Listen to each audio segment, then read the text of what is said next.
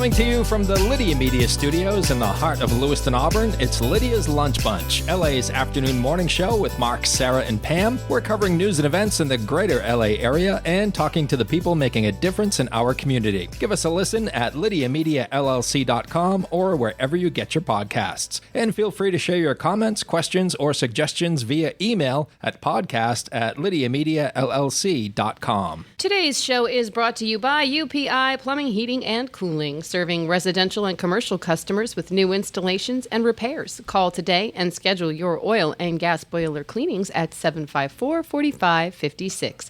UPI, the best plumbers around.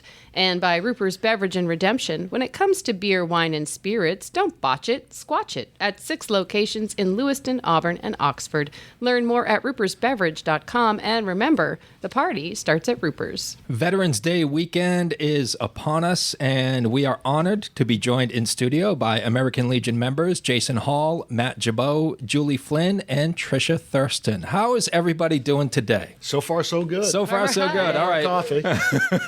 Things are going well. How about everyone in the back? You guys good? Yes. Excellent. All right. Thank you for joining us today. Thank you. We certainly appreciate your time. We are going to talk all about the American Legion coming up in just a bit. But right now, let's take a look at some headlines for Tuesday, November 5th. It's Election Day. If you're heading out to vote today and unsure of your polling location, the Maine Voter Information Lookup Service is available at maine.gov. The Maine Secretary of State's office has received over 340,000 absentee ballots this year, the second highest number since 2020, where over 514,000 ballots were cast during the COVID-19 pandemic. Authorities are searching for 37-year-old Kevin Litchfield of West Paris after he dragged Maine Deputy Andre Chassis alongside a vehicle following a physical confrontation at the Rusty Lantern on Route 26. Deputy Chassis was treated for abrasions on his face and head. Litchfield's vehicle was abandoned on Fuller Hill Road in Woodstock. Anyone with information is asked to call the Oxford County Sheriff's Office at 743-9554. And Norway Savings Bank donated $10,000 to Viking Funds,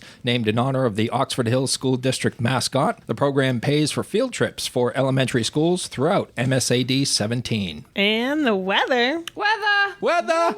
Partly sunny today with a high of 62 and a low of 43. Cloudy tomorrow with a high of 70 and partly sunny on Thursday and Friday with temps in the high 50s. In sports, Jason Tatum scored 28 points to lead the Celtics over the Atlanta Hawks 123-93. Boston will host the Golden State Warriors tomorrow night. The Bruins are hot, and they're back on the ice tonight. They haven't allowed a goal in 2 games. And tonight they're taking on the Toronto Maple Leafs in Toronto at 7. Let's keep it going. I think Pasternak will get off the bench. Maybe. Oh, man. If he can stop turning the puck over. Stop turning the puck.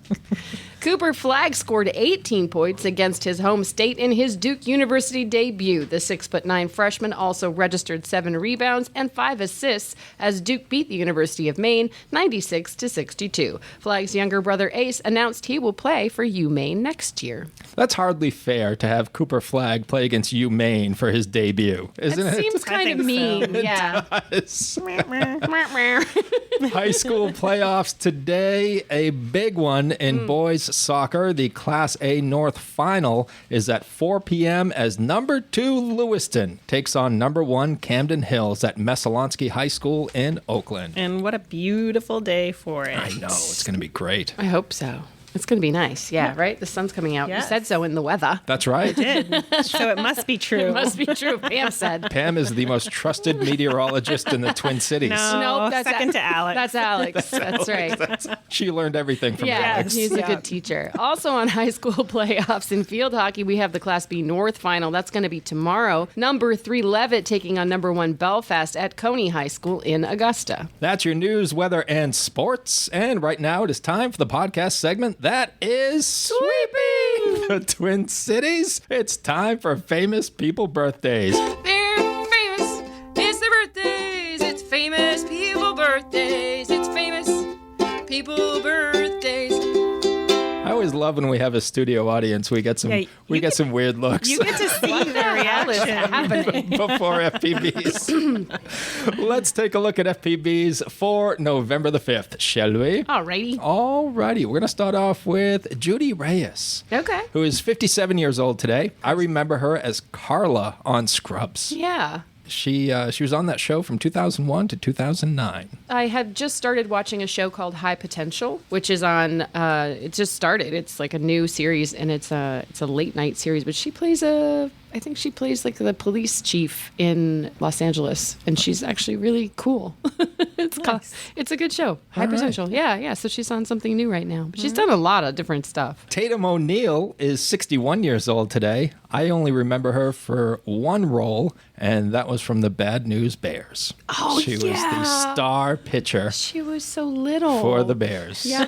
Tilda Swinton is 64 years old today. She's beautiful in an unorthodox kind of way. She just has very strong features, but she's also like this super delicate looking person. She's just very interesting. I only know her as the White Witch. Yes. In the Chronicles of Narnia. Mm-hmm. She was so dang scary in that movie. So scary. And apparently that's not all she's done. No. She has done so much more. Yeah. She's won Academy Awards. She's won British Academy Film Awards as well as Golden Globes, and the list goes on. Yeah. Go Tilda. Yeah. Go Tilda. And what a cool name, Tilda Swinton. I know. Tilda it's a great name. That's unusual. Art Garfunkel is 83 years old today. You know him from Simon and Garfunkel. Hello, and I'm going to go out on a limb and guess he was Garfunkel in Simon and Garfunkel. I'm going to... Just going out on that You're limb. going way out. I'd put $5 on that. Who was that other guy? Paul Simon. I don't know. He drifted off into obscurity. Yeah, they had quite a career. You think? I think. Yep. They did all right. I'm gonna go out on a limb and say it. Another limb. Another limb? Is this the same limb? Same tree. Oh, okay. It's gonna break. Careful. How about our headliner for FPBs for November the 5th? Bryan Adams. Oh, yeah. Is 65 years old today. Mm-hmm. There you go. There you go. The one, Pam, you've heard of him. I have, yes. You know what song sticks out to me is the Robin Hood That's song. what I was going to say. They overplayed that. Yeah, 18-year-old me thought that was like the greatest love song of all time. Of course. Yes. I don't think 18-year-old you was far off. Yeah? It's a great song. It's a pretty great song. Right? Yeah. Yeah. Everything I do it for you. Yeah. Summer of '69 was good, too. Like that. Yes. Great Yeah, song. that's a good one. I was a big fan of like Cuts Like a Knife. Cuts Like a When he first came out on the scene, Cuts Like a Knife and Straight from the Heart were good ones. Mm-hmm. Run to You is another great song. And Sarah, was he a heartthrob for you a little bit? A little bit. Yeah. Yeah. Bon Jovi was where it was at with me, but yeah. Bryan Adams was... I had a little crush on Richard Marx. Remember Richard Marx? Yes, I do. The hair. The hair. The hair. Bon Yeah. Jovi. Bon Jovi. Yeah. Yeah. Jason, who was your crush back in the day? Axl Rose. None of them. Christy McNichol. That's right. Tatum O'Neal, Christy McNichol. Do you have a favorite Bryan Adams song? Boy, no. Cuts Like a Knife, summer of '69. I saw him in concert in '85 in Portland. In 85. Wow. I think I was around 18 then. Was he headlining then? He was. Honeymoon Suite opened for Bryan What a Adams. good memory you have. Yeah. Honeymoon Suite. I remember them. Like just now. This is the first time I thought of Honeymoon Suite in the last 40 years. Wow, Bryan Adams was headlining in 85. That's crazy. He just burst onto the scene and just did. took Just over. like, hi, here I am. Yeah, Well, he's so nice. true. Well, he's Canadian. He's Canadian. So it's, by defoult, he's nice. He didn't burst on. He like knocked on the door and he was like, "Hi, do you mind if I come in and be amazing?" Unlike us Americans, is that what you're saying? No. He's Canadian. He's nice. Sorry. Sorry. It's called oot. Don't forget your took.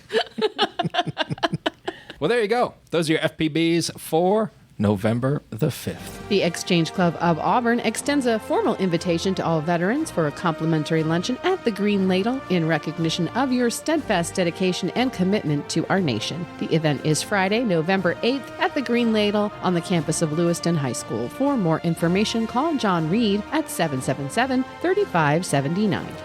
From the American Legion, Jason Hall is our first of 4 guests today. And Jason, if you wouldn't mind, for those of us like me who have heard of the American Legion and know a little bit about it, but aren't really sure of the mission, could you explain that, please? Sure. It's a national organization, obviously. We are the largest veterans organization in the world, and we stand just below 2 million members across the country, as well as, I think, South America, Europe, Canada, the Caribbean. Help me out here, Matt. We're all over the place. He's doing great. Yeah, we're all over the place. But in Maine, we have roughly 16,000 members, 171 posts. We're the largest advocates for veterans in the U.S. We have national offices in D.C., and in Indianapolis. I mean, at the local level, almost every community has an American Legion post. Yeah. And we're famous for scholarships and fundraising for people in need in the community, advocating for our veterans, their families. How did you get involved in the American Legion, and what is your role there? Oh, boy. Well, I am the state adjutant, which is a fancy word for the secretary for the state. I'm the only paid employee in Maine for the American Legion. I'm out of Winslow. And I think my journey started about 15 years ago. I grew up in Lewiston, Auburn, and ended up in Gray at the post in Gray, which is a fantastic location, lots of good people there. We're fortunate to be in this, the Lewiston, Auburn area because we have lots of posts, not only in Lewiston and Auburn, but McKinnick Falls, Turner, Lisbon. We're surrounded by American Legion posts in this area. So it's a strong veteran population in this region. And absolutely. It's fantastic. Tell us a little bit about your involvement, Jason, and why it's so important for us to support veterans. I mean, the first thing is when you're in the military, you build this camaraderie with the men and women you serve with. And then when you get out back to the civilian world, it's lacking. It's not there anymore. So, I think I got out when I was 26 or 27 and didn't join the Legion until I was 40 because I didn't know much about it. I went into a post. I actually went into New Auburn, post 153, and realized that camaraderie I was lacking. It's not a bunch of older veterans in a smoky basement telling war stories. It's every age group. Yeah. And it's amazing, whether you're Vietnam or whether you're Gulf War, the connections you have. You experienced a lot of the same things. And to step back into that world after a 20 or 30 year hiatus was fantastic to reconnect with people with the same mindset. And I noticed wherever I travel in Maine, you can always walk in and you'll have a friend in 2 minutes. Wow. That shares either the same branch, the same job, or you traveled the world to some of the same places. So it's, just the camaraderie alone is worth joining the American Legion. But there's more to it than that. We have legislative priorities at the national and state level, which we go to Congress and we kind of pound on some doors to make sure that the veterans and their families are taken care of. Whether it's the GI Bill, whether it's the PACT Act, whether it's making sure the Coast Guard gets paid, suicide prevention. That's a big one. Everyone talks about it. No one likes the thought of it, and that's why there's a stigma. We just don't want to talk about it. But if you don't talk about it, it doesn't get better. So we have a lot of irons in the fire with the American Legion, especially in Maine. But we have a post level, we have a district level, department, national. There's a lot of different facets to what we do across the nation. But it starts right here in your community. What does it mean to you personally to have served your country? Oh boy.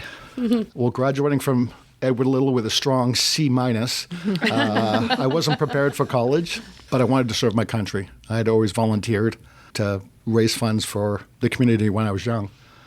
So I knew, 14 or 15 years old, I wanted to be in the military. So I picked the best branch ever, the United States Air Force, at first. All right. We're getting some bad looks. Yeah. And then, bad looks in the back. And then after 4 years, I spent a little time in Buffalo, New York, came back to Maine, and missed it. So I joined the Army and went to North Dakota. So I went from Wyoming in the Air Force to North Dakota in the Army, and I froze for 7 years at both locations, and then came back home to go to college.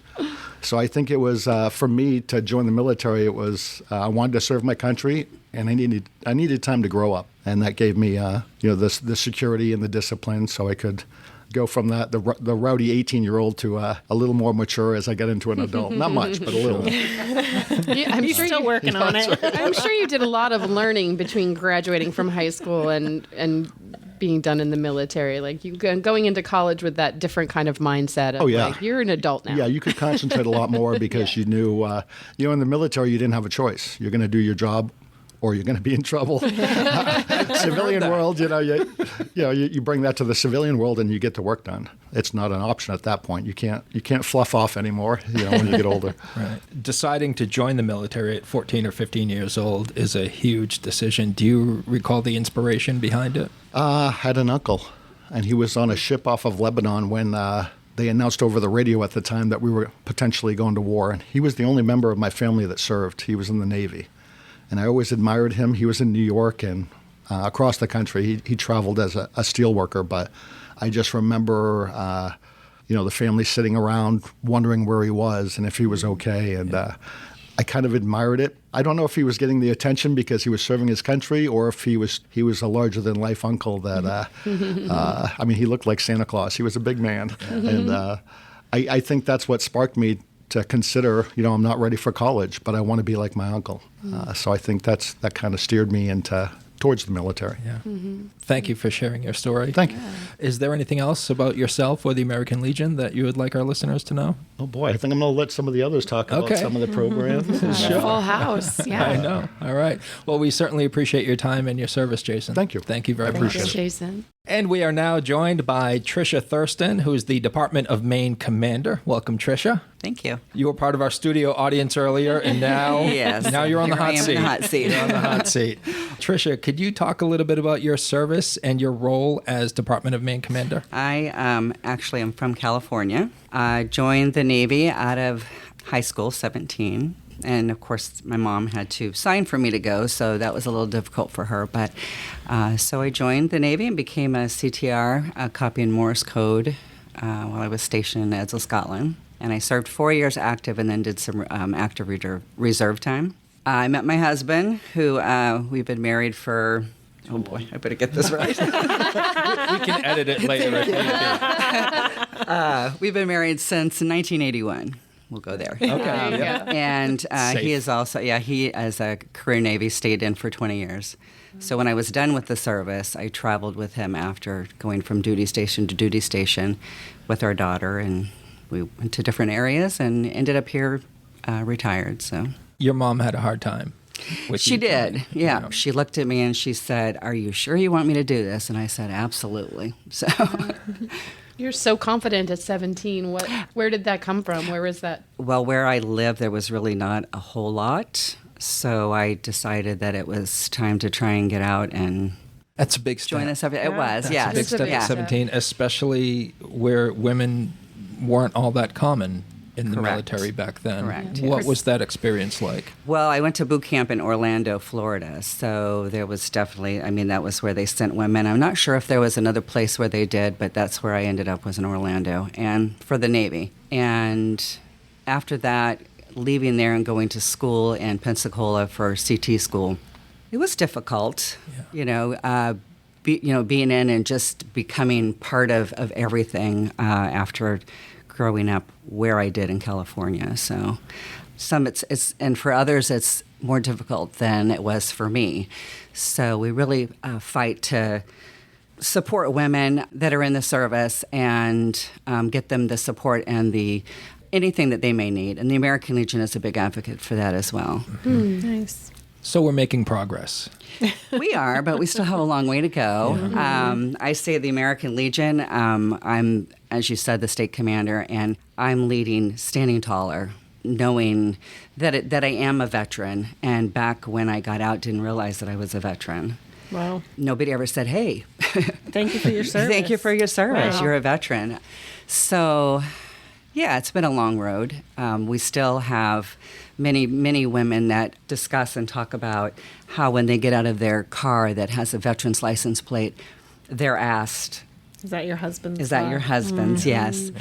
How dare you use a veteran's parking space? Things like that. So we have That's still. I know, That's right? nuts. Still, yeah.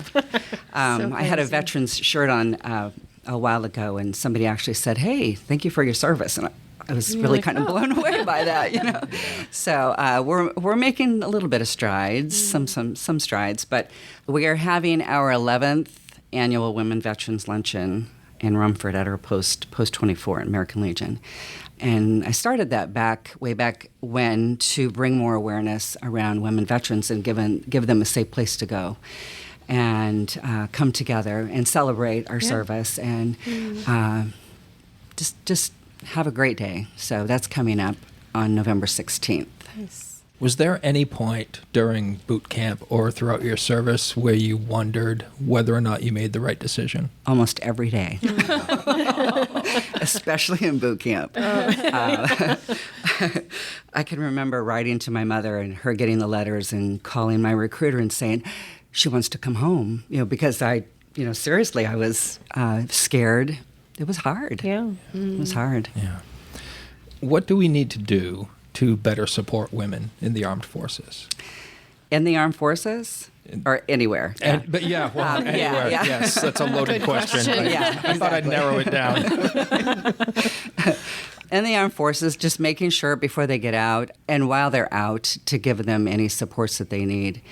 There are a lot of women who suffer from MST, PTSD, and making sure that those services are there. It should be there for everyone, not whether it's your pay grade or how much you're making once you get out of the service. I currently cannot be seen there, so it's like, and there are a lot of women that really need it, and they don't get it. We need to prioritize mental health care for Exactly. everyone. Yes, definitely. Is there anything else that you would like to share about yourself or your time in the military? I just want to say that the American Legion has made me a proud veteran. I'm here for that reason. And I have a great group of people. No matter where I go, I'm respected as a veteran, especially by these people back here. My husband, it's a great place to belong. Woman, man, or whatever. Yeah. So You find the you camaraderie. come, we're going to accept you. Absolutely. Yeah. So Looking for that shared experience with people, I think it's easier to find support when you find Exactly. that group. Right. And Jason spoke on that when he talked about going in and always finding somebody that you're going to be, you're going to become friends with, lifelong friends, no matter what era they served in. I always say Vietnam veterans are my favorite veterans. I just love them. Some of them are grumpy, but Oh, you've met my dad. they have seriously every right to be. And also never, I got a thought about that with Vietnam veterans. We never, ever should ever treat a veteran like they were treated when they came Right, back. that's So awful. we need to move forward and just make everybody aware that we need to support. Yeah. I recently got to witness an honor flight, the return home of an honor flight. My father-in-law was on that flight, and there were a lot of Vietnam veterans there, and a lot of people shared the same sentiments you did. Yeah. That it's about time they get a hero's welcome home. Right, absolutely. And we have done a Vietnam Veterans Luncheon at our post as well. We'll be doing another one. So, I think more things along that line, just to let them know that we do care. Thank you so much for your time Thank today. you. Thank you for your Appreciate service. it. And thoughts and prayers to anyone who questions why you're parking in a veteran's parking lot. I know, right? Thank you. You are. Yes, they will get an earful, that's for sure. They may need medical attention. Absolutely. Thank you, Tricia. Awesome. Now we have the pleasure of being joined by Julie Flynn, who is the Department of Maine Judge Advocate. How are you, Julie? I'm good, thank you. Thank you for joining us today. My pleasure. We so appreciate your time and your service. Could you give us a little bit of background on yourself and what your role is as Maine Judge Advocate? A little bit of background. I joined, like Tricia said, at 17. My mother also had to sign, but she wouldn't sign unless I went into personnel, which ended up being a pretty good gig. I spent 24 years. I was in the Air National Guard in Illinois, and the reason I joined was because I was the youngest of 6 and I wanted to go to college, and my parents couldn't afford it, so Illinois at that time paid 100%. And that was a smart decision. Yeah. And I ended up going to college as I was working out there. Like I said, I spent 24 years there and enjoyed every minute of it. What was Mom's reaction when you first told her that you wanted to join the service? Honestly, I think she was probably happy because, one, I was getting out of the house, and two, they wouldn't have to pay for my college. So, and same thing. I mean, are you sure you want to? But I was a pretty strong-willed 17-year-old, so I talked her into it. There was no talking you out of it. Exactly.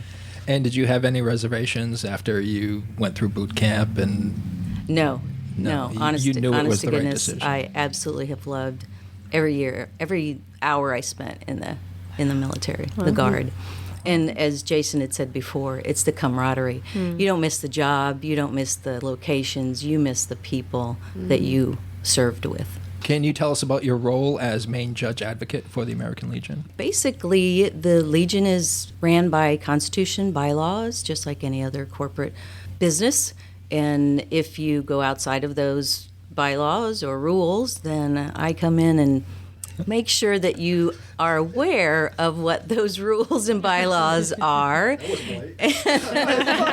She sounds like an enforcer. I like that title better. Yeah, I'm not the one that the posts want to see come in usually, but that's pretty much it. It's just keeping them within the lines. And you are wearing some Be the One logo gear today. I am. Can you tell us about that program? It is a program near and dear to my heart, and it is basically a program aimed to destigmatize the mental health crisis that our veterans are going through, and to discuss veteran suicide, like Jason had talked about earlier. We lose 17 veterans a day to suicide.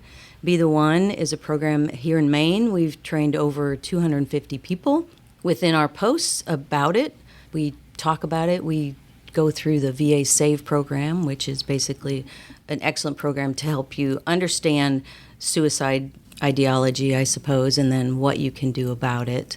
And then we also talk about empathetic listening, because most of the time you're going to be helping a friend, a relative, maybe a neighbor. And so this program really, it brings it out to the light, and it talks about suicide, and it makes it okay to talk about suicide, because it's a topic most people don't want to talk about. This brings it out. It's the mission of one of the priorities of the American Legion. It has been for the last couple of years, and it will be for a 5-year period. And I think we're making some headway with it. I really do. And it's nice. It's good. It seems to me that number was higher years ago. It was in the 20s. 22. It was 22. Yeah, there used to be a big promotion on the 22, Yeah. but between 17 and 22. Okay, so we're making a bit of progress. I think so. There. I hope so. Yeah. How are we failing our veterans where we have 17 suicides a day? I would have to say, when you're in the military, you want to be strong, right? And if you are having a mental crisis in the military, you are not considered eligible to deploy. So it falls in hand that you want to deploy, you want to serve your country, and if you mention that you might be going through a mental crisis, that's a time when the military will take you away from deploying. And so for many years, it was basically one of those things, you may be going through it, but don't tell anyone. In regards to failing, it would probably be because we wanted to just, brush it under the rug. But I believe it has gotten so much better. I've been retired almost 20 years. Back then, definitely it wasn't anything you spoke about, but now just the spotlight, I think, has been shown on it, and I believe it is helping. It's just a human reaction to some of the things that you go through or, experience when you're in the military, and then having to process that. It's just human nature, and it's so hard to hear and think about people that don't think they don't want to show that vulnerability and come forward with having trouble. Point. So it's, you just hope that we all understand it's just a human nature and don't want people to feel that they can't come forward with anything they have going on. That's a really good point. The vulnerability of it is, as a service member, you always want to stand proud and ready to serve. But that vulnerability is hard is interesting. For a lot of people. It really is. What is the process now when a service member will bring up a mental health issue? I can only speak to when I was in. I can't imagine that it is much different. But basically, you let your medical unit know, let your doctors know, and they put you on a path to getting better. Again, they'll probably take you off of deployability, but I truly do believe that it's much better now when you say, I believe that I'm going through a mental health crisis. Of course, they have the 988, and with the 988, it's anybody that is going through a mental health crisis. For veterans, you just punch 1 and you get to speak with a veteran specifically. The program, the 988, has been absolutely wonderful, I think, and just probably in the last few years, it's really grown to be utilized quite a bit. But they say that somebody that's going through a mental health crisis, especially ones that want to commit suicide, they make the decision between 10 minutes to 2 hours at times. So within 10 minutes, they may make a decision to kill themselves. And if you can build time within that, so we talk a lot about gun locks to make sure that the guns are locked up, obviously the conversation. But if we, and this is how we put it, if we can be that one person that is there to talk to them, get them through that crisis, we can save a veteran's life. Yeah. And that's pretty powerful. Absolutely. One person at a time. Is there an online resource where folks can go to learn more? VeteranCrisisLine.net. Mm-hmm. They can also text 838-255, which is pretty amazing because younger people today, and I say younger, like my daughter's age, 40, don't want to talk on the phone. So they can actually text that number and start a confidential chat. Same thing, they can do a chat online at the VeteranCrisisLine.net. And of course, they can call the 988 and press 1 to talk to someone. Great. Thank you, Julie. Important work. Is there anything else that you would like our listeners to know about Be the One or yourself before we let you off the hot seat? Well, one thing I did want to talk about. So the American Legion does have a lot of different missions and different priorities. We cover 4 pillars, basically, where anything that covers those pillars we are involved in. And one is Dirigo State. And in Maine, we have Dirigo State. You may have ever heard of Boys Nation and Girls Nation. Well, this is where Boys Nation and Girls Nation has been combined in Maine, and we call it Dirigo State. We lead the way. And it is basically comprehensive experiential learning for a youth leadership program. It's designed after the Maine state government, where all the students come together to create their own town, county, and state governing bodies. And it is every student that we have spoken to that has gone through it has said that it is just a lifetime experience, that they have just enjoyed it. And now with it being, election day, it is a wonderful program to help teach our high school students civics, basically. It's a week long at Colby College. It's usually in June, around Father's Day, and they all come in there. They get an idea of what it's like to live in the college and the dorms and things like that. They get together and they make, same thing, lifelong friends when they're going through the process. And of course, the alumni from the either Girls State or Boys State come back in and they do presentations. I believe our governor, is a alumni from there. Susan Collins. There are several people within the government now that come back and talk to them, and it just really is a cool experience. What age do juniors? Yeah. Junior and high school. It costs a little bit, and that's where our posts come in. The posts will usually finance 1, 2. I mean, we've had posts that have financed up to 8 students at a time, but it is so worth it. It truly is. My brother did it. Oh, how cool. Yeah. I mean, 40 years ago, but he did it. It's been around a while. Yeah, it was Boys State back then, yeah. And then they can go, if they come to this, they can also compete nationally. So there's a national competition. And, of course, everything that we have that are geared towards our youth usually will have a scholarship associated with it. So, yeah. Very cool. Thank you so much for your time today. My pleasure. Thank you. Thank you for your service and the great work you are doing for our veterans. Much appreciated. It is my honor. Thank you. We are now joined by Matt Jabault, who is the National Executive Committeeman Alternate, past Department of Maine Commander. Did I get all that right, Matt? Ooh, that's a mouthful. It is a lot. It is a lot. Yeah, there's a few other ones too that we can go through as well. But I'm also the right now the commission chairman for the Veterans Employment and Education Commission at the national level, and then I'm also the endorsed candidate from the Department of Maine to be national commander. So there's a few different fun things and all kinds of stuff that keeps me busy during what I call my volunteer job that's outside of my regular paying job. So Probably more hours in your volunteer job, maybe? sometimes. Sometimes. Yeah, depending upon the day, absolutely. Matt, can you tell us about your service? Sure. I grew up here in Lewiston, Auburn. My parents live in Durham. I actually had a unique kind of journey. I went to Durham Elementary School, Auburn Middle School, and then Lewiston High School.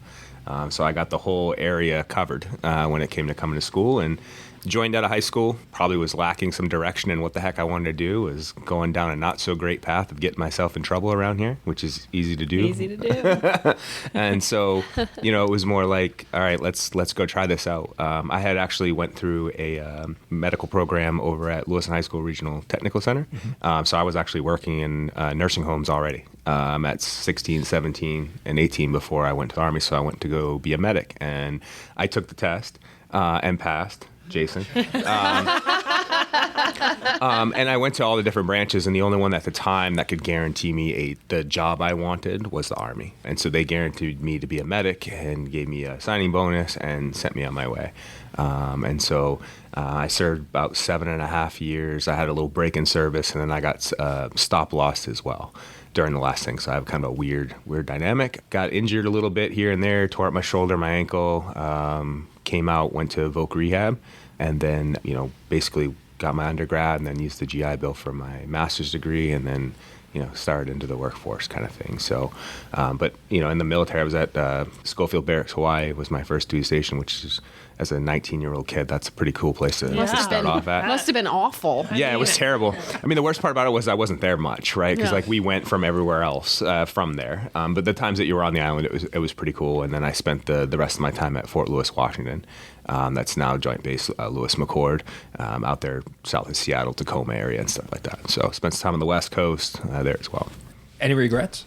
No, I don't. I there's a lot of weird stuff or things that go on, but I always look at it from the perspective of like, regrets are more about if you don't like who you are now, right? And like, if you don't like who you are now, then you're going to regret some stuff because you don't like where you're at. If you are comfortable and you like where you're at right now, then you wouldn't change a thing because you'd be a different person. And so I'm always like, I don't regret any of it, even the stupid stuff I've done, right? It taught me a lesson, or I learned something, or gave me a great story, or great whatever else, or gave me a way to relate to people or whatever else. So I don't want to throw any of it away. And it's interesting that you said you were, just finding trouble before you joined the Army.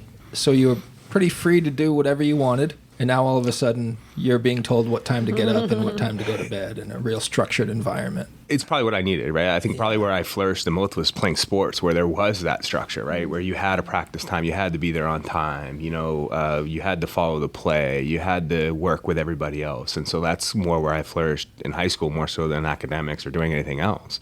And so like that fit ended up being really good for me. So you knew at that age, I didn't know. I didn't know. Okay. I didn't know. I was like, this is probably better than the alternative. It's probably more where it was. So it was more about that. Can you tell us a little bit about why you're so heavily involved in the American Legion and helping and serving veterans? I've talked about it a few times, and it's like at first it's evolved over time too. I think at first there was something missing. And I think Jason and some of the other people talked about like you're missing that camaraderie, whatever it is. I kind of described it a little bit more like when you leave that service or you leave that purpose of like serving something bigger than yourself, there's a hole in you somewhere.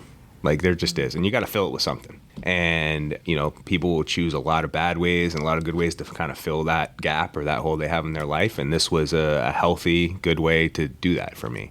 And I didn't realize it until I was doing it.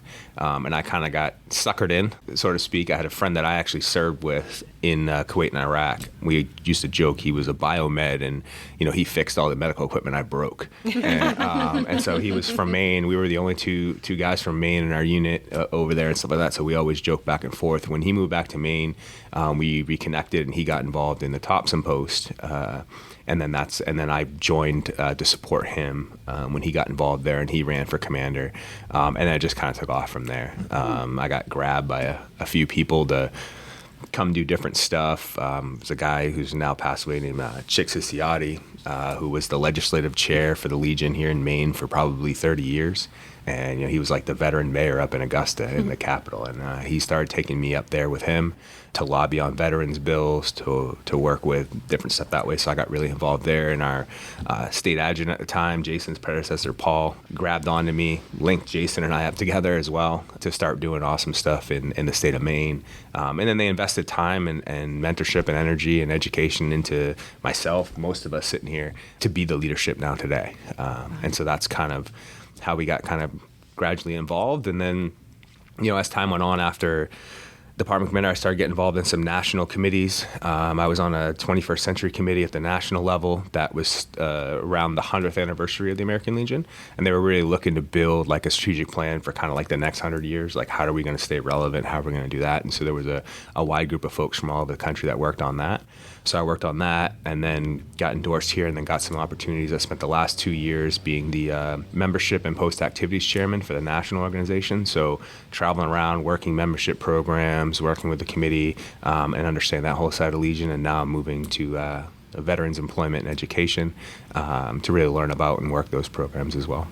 How can we, as civilians who have never served, better support our veterans? That's a difficult question, right? There's no like single one thing, right? And it's different generationally, because some of the things that Tricia talked about in the Vietnam generation are different than for people like me.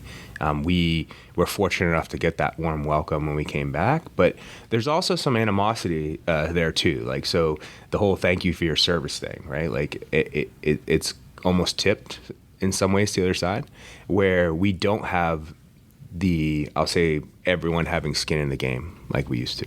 So during that time, there was a draft, right? Everyone, other histories are, you got in the history of when we go to war, it's a complete national effort, right? Like, support the war effort, buy war bonds, Rosie the Riveter, like all the history of our stuff.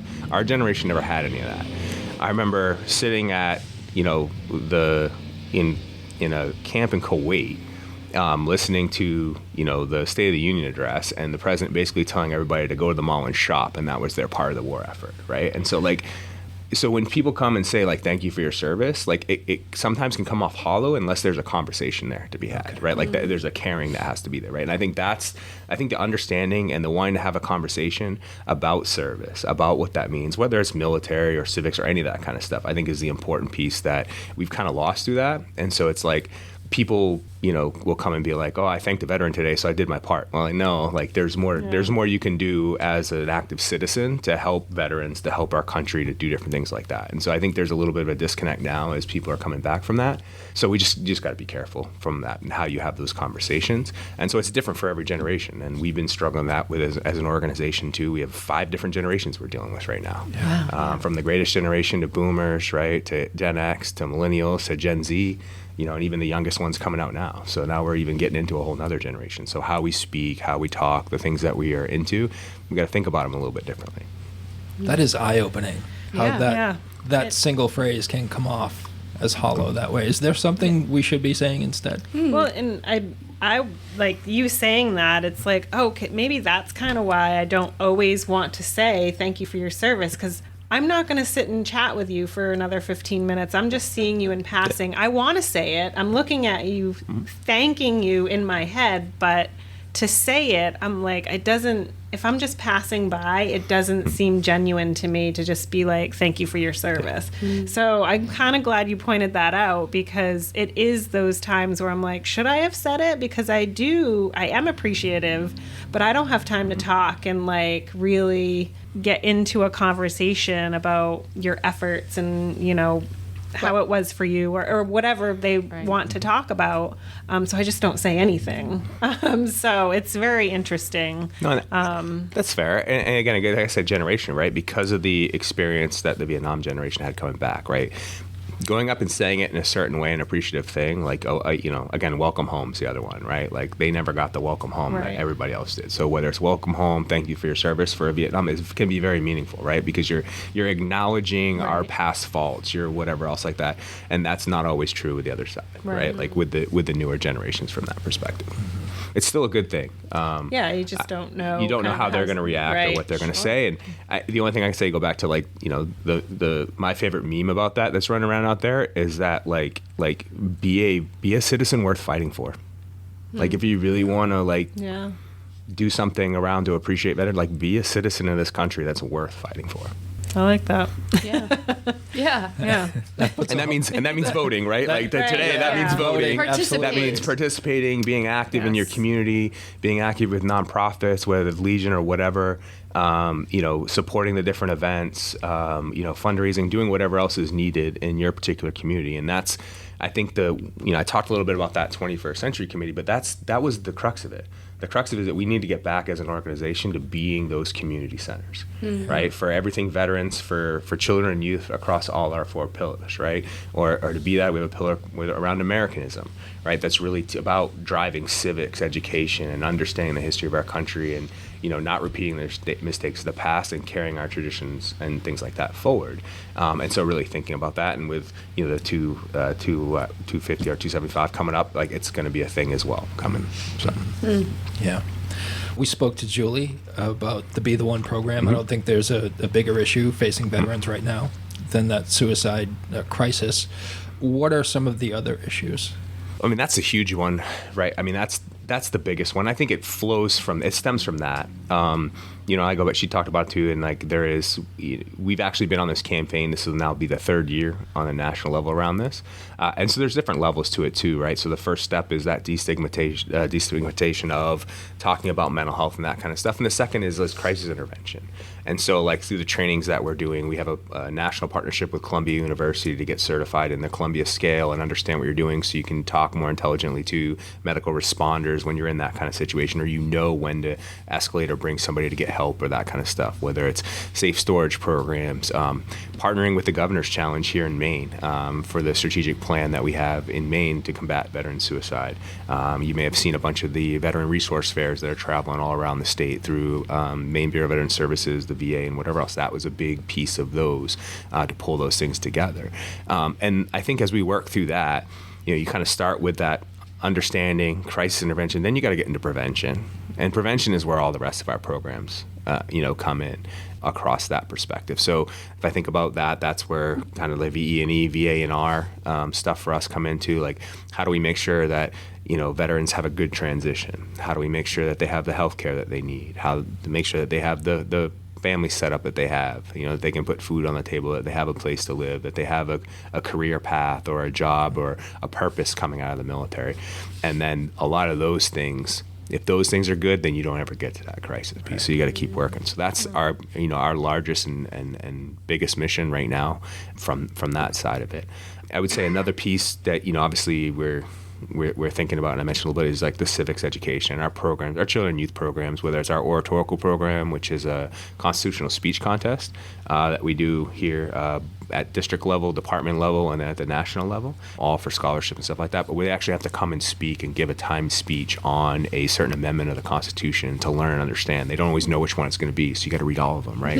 So you got to have this understanding and knowledge of that, and that goes up. So I think, and Dirigo State as well. And I think going to a lot of those programs and participating in those programs, sometimes you can get down and be like, yeah, this country's going the wrong direction, or the next generation sucks, or we've all lived that, right? Like whether you're Gen X and a slacker generation, right? Or you're the me generation or iPhone generation, whatever you want to call it from that perspective, you can get down on that stuff. But when you come into those forums and see some of the kids in Maine that are doing that stuff, it kind of gives you a little bit more hope for future, and hopefully those are our future leaders that are doing the right thing and understand it. Thank you so much for your time today. Is there anything else you'd like to tell our listeners before we let you off the hot seat?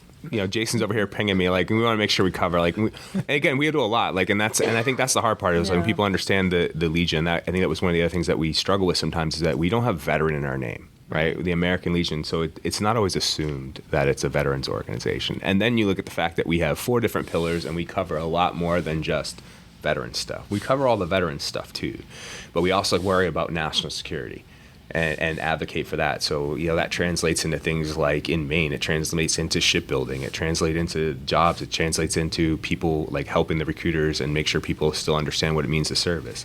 But then we have an Americanism and a children and youth pillar as well. And so when you spread yourself across those different things, sometimes people can forget like what your organization is, but the founders of the organization created all those pillars and programs for problems they wanted to fix after World War I. And those problems still exist today, right? Whether that's a disparate VA system where you have different treatment depending upon which VISN you go to around the country, right? Where you have the civics education. Do we have kids and students in high school that would actually be qualified for military service anymore? And whether that back then it was about literacy, now it's more about like, well, why should you serve? Or what's the civics engagement? What's the purpose of that kind of stuff, right? Or the health side of things.